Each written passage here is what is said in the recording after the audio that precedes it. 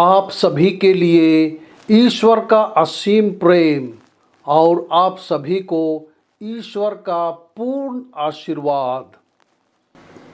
आज पास्का का 6वां रविवार है।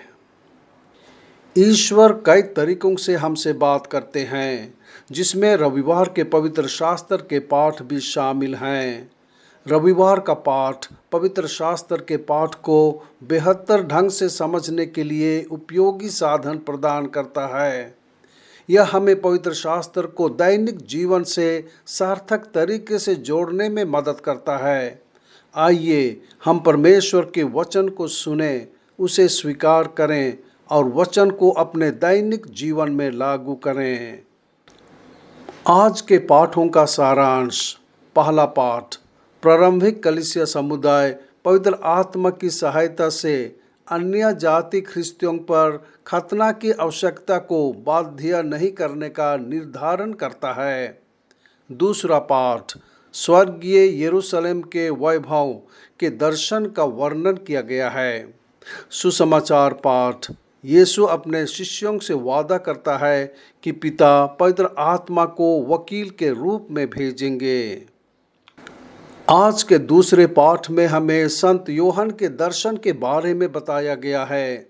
संत योहन को एक बड़े ऊंचे पहाड़ पर ले जाया गया और उसने पवित्र शहर यरूशलेम को स्वर्ग से परमेश्वर के पास से उतरते देखा। इसमें ईश्वर की महिमा थी। इसकी चमक एक अनमोल रत्न की तरह थी।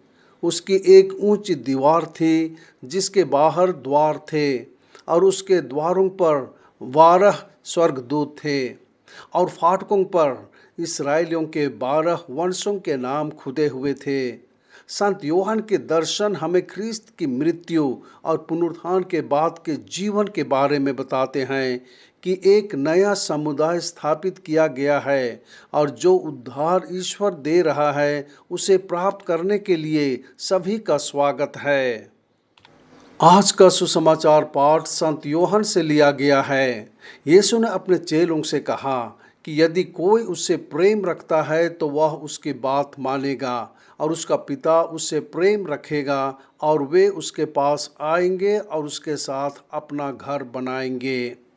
परमेश्वर के वचन को सुनना और उसका पालन करना शिष्यत्व की निशानी है। जो कोई भी यीशु का शिष्य बनना चाहता है उसे विनम्र होना चाहिए, उससे सीखने के लिए तैयार होना चाहिए और उसकी आज्ञा का पालन करना चाहिए।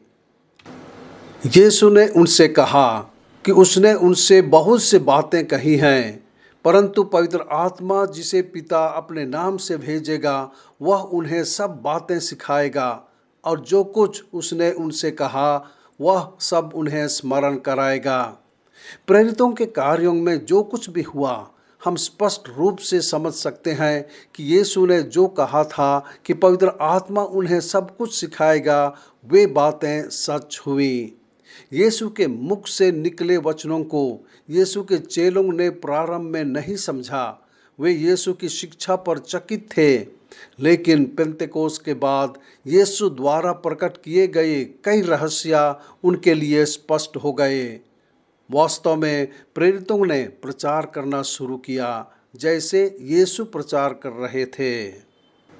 फिर अंत में यीशु ने उनसे कहा कि वह उन्हें शांति दे रहा था। वह हमेशा उनके साथ रहने के लिए इस शांति को छोड़ रहा था। उनसे यह शांति कोई छीन नहीं पाएगा। यीशु वह शांति नहीं दे रहा था जैसे दुनिया देती है।